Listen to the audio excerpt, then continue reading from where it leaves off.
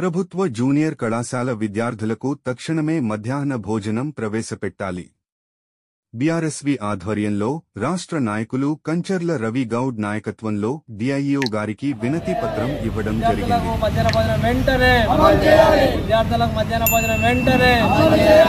జై తెలంగాణ, జై తెలంగాణ, మధ్యాహ్నం భోజన వెంటనే, జై తెలంగాణ, విద్యార్థుల ఐక్యత, విద్యార్థుల ఐక్యత, విద్యార్థుల ఐక్యత, విద్యార్థుల ఐక్యత, విద్యార్థులకు మధ్యాహ్నం భోజన వెంటనే, జై తెలంగాణ, జై తెలంగాణ, విద్యార్థుల ఐక్యత, విద్యార్థుల ఐక్యత.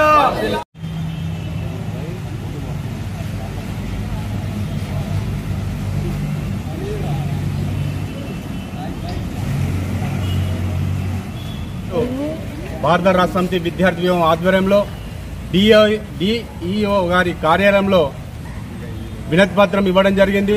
మధ్యాహ్నం భోజనం ఇంటర్ విద్యార్థులకు మధ్యాహ్నం భోజనాలు అమలు చేయాలని మేము ఈ రాష్ట్ర ప్రభుత్వాన్ని భారత రాష్ట్ర సమితి విద్యార్థి విభాగం నుంచి డిమాండ్ చేయడం జరుగుతుంది.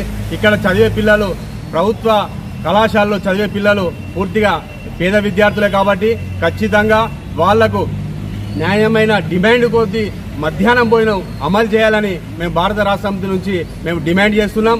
లేకపోతే రానున్న రోజుల్లో మేము రాష్ట్ర వ్యాప్తంగా ఆందోళన కార్యక్రమం సుధా శ్రీకారం చుడతామని సందర్భంగా తెలియడం జరుగుతుంది. రేవంత్ రెడ్డి గారు, మీరు ఎలక్షన్ల హామీలో ఖచ్చితంగా అమలు చేస్తామని చెప్పిండ్రు. ఇప్పటికీ దాదాపు 6 నెలలు గడుస్తున్నా ఇంతవరకు విద్యా వ్యవస్థ పైన కూడా మీరు మాట్లాడకపోవడం చాలా దురదృష్టకరం.